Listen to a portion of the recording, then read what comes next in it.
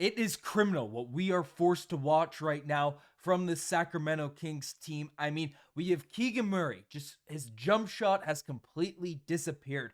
Kevin Huerter has already been long gone, and he is still getting minutes out there on the court. When Keon Ellis, a guy that plays elite on-ball defense, is shooting over 40% from the three-point line this season, can't even get off the pine for more than 2 minutes in this game. What the heck is going on with this Sacramento Kings team? I mean, there have been so many holes, so many problems, so many things that have happened with this Kings squad, and the hard stuff's figured out. The hard stuff is, you have Fox, DeMar, you have Sabonis, you have star-level talent on this team, and you know what's even happened in recent weeks or the last week or so? The Kings have been gifted. It wasn't from a move, it wasn't from a transaction, but a guy fell in their lap in Isaac Jones that can actually fill a role, can do some things, and is providing an impact off the bench. And then stupid stuff happens. Dumb things happen. You see a guy like Keon Ellis that broke onto the scene last season, and you have Kevin Huerter playing more minutes than Keon Ellis out here in these games. Perimeter defense is a clear issue for Sacramento. The three-point shooting is a clear issue for Sacramento. Two things. I say the same things on every video. Perimeter D, three-point shooting, whatever the heck's going on. Kevin Huerter can't shoot anymore. He just can't. He can't shoot anymore. Keon Ellis makes shots. That's the three-point shooting aspect. And we all know Keon Ellis is an otherworldly defender compared to Kevin Huerter. So what are we doing here, Mike Brown? What's the thought process? What's the game plan? It's, there's conspiracies that, there's a beef between Keon Ellis and Mike Brown. Like, what are we doing here? This makes no sense watching this game happen, and it sucks. It kills me because we see these games going down. We see what's happening for Sacramento, right? And you have a big game from DeMar DeRozan, 26 points, 13 and 14 from the free throw line. His efficiency's always whatever because he's finishing the lane. Fox couldn't hit a three. We'll talk about the three-point shooting, but still put in 18 points. Wasn't a great De'Aaron Fox game by any stretch, but still, 6 rebounds, 3 assists, 6 steals. Fox, I'm not going to come out here and blame this loss on Fox, but he was Sabonis, who went 7-11 from the field, 17 points, 13 rebounds, 6 assists. You might be like, oh, it's a mid-game for Domantas Sabonis. Well, if Domantas Sabonis, did he touch the basketball in the second half? Did anyone pass Sabonis the basketball in the second half to get anything going? Because, again, your centers have to be set up. They have to be facilitated. They have to have something in the game plan to get them going, But Mike Brown's just kind of chilling there on the sideline, hands in his pockets, that meme, the chill guy meme coming, because Sabonis is just not utilized out here in the rotation for enough of these games. Because, in a night where the three-point shot isn't going down, it's a pleasure, it's a joy, it should be a marvel to have a guy like Sabonis who could create offense in the paint, can score a ball around the basket, can facilitate for others. He had 6 assists without barely touching the basketball, it felt like in the entire second half, right? And he doesn't get the ball. Nothing really happens there at this point for this squad. I mean, Monk had a solid game too. The starters weren't bad. Against the Grizzlies, and this was still a relatively close game, right? 115 to 110, right? The Kings came out and they gave this one a go. Isaac Jones off the bench was still a very positive impact player. I mean, 9 points, 4 of 7 from the field. Did his thing out there off the court, but the rest of it, the Kings as a team shot 22% from the three-point line.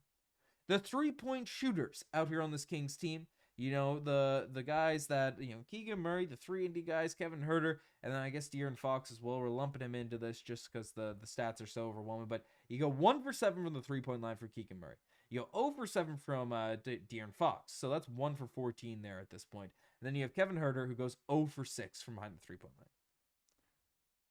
Again, everyone's given up on Kevin Huerter. And I think there should still be an opportunity for him to get 5 to 7 minutes a night. See if he knocks down some shots. Because if he's hitting, we've seen in the past, Kevin Huerter get hot, he can be a positive impact player for this team. That's the reality of it. So, get some runs, see if he can get some reps, see if he can maybe sneak his way out of the slump and stuff.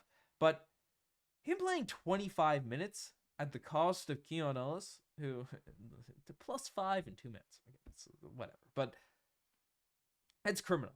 It's just despicable. It's basketball crimes that Keon Ellis is not getting the run out there.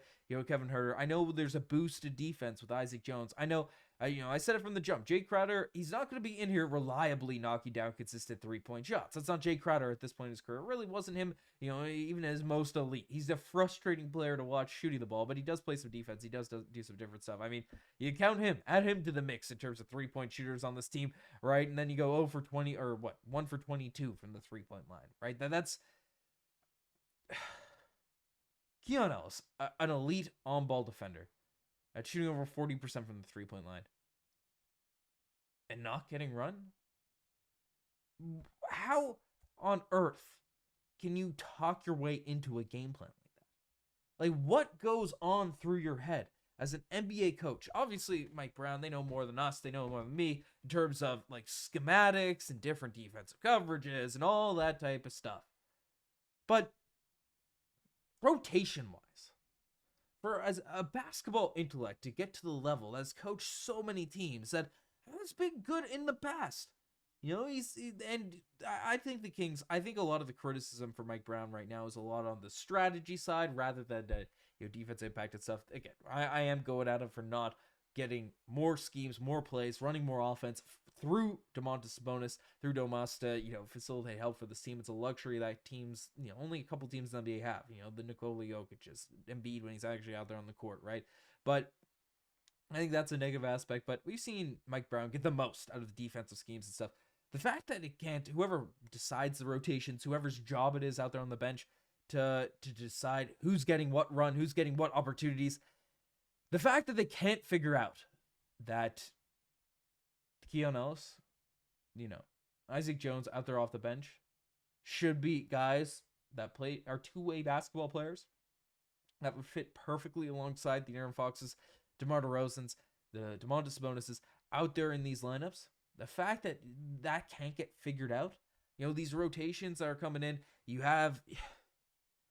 give him 40 minutes for Keegan Murray, who, yes, does other things. He's rebounding really well, so I get the little things. I get why he's out there on the basketball court, but you can't hit a shot, and then we lose these games, right? I'm not blaming him for 40 minutes, but you're telling me because he always uses the excuses, and people ask him, oh, why isn't Keon Ellis in the rotation? He's like, oh, well, it's tough to manage a 10-man rotation. It's tough to do this. It's tough to do that. Whatever the heck excuses come out. You gave 40 minutes to Keegan Murray. 40 minutes. You gave 25 minutes to Kevin Huerter. And people, I know he had a positive plus minus, and that's something people might point to. He had 6 rebounds. Like, Huerter has been doing better on the defensive end. He's been hustling, but Kevin Huerter doing better for his relative standing and stuff versus like an actual elite on-ball defender with Keon Ellis, that's a 2 different expectations. Those 2 different things to be discussing, to be talking about out here on the squad. I don't know. This Kings team hurts me. It hurts to watch. It hurts to witness. And it hurts even more because there are legitimate. You had a Malik Monk game like this, and you just lose the Grizzlies. I know the Grizzlies are a good team. I know they had, the bench for the Grizzlies really went off. Like, you couldn't figure out, hey, if Marcus Smart is cooking us, the 3-point line, let's throw a better defender out there on him. If we're getting cooked by Jake LaRiva or whatever, to put a better wing defense out there on the court. What's going on? Like, really? Can't take advantage of all those antics that went on. I'm deflated. I'm demoralized. If you guys are, this is where my sub-ass comes in. If you guys made it this far in the video and you appreciate reactions to games like this, through the highs, through the lows, you're part of the 83% that have hit the subscribe button. I mean, what are you doing? Not subscribed? We just suffered through that game, through those 8 minutes. Hit that subscribe button. It means the world to me. But we'll get through this, Kings fans. We'll get through it. It's better things ahead. Better things ahead. I've signed it out. Cheers.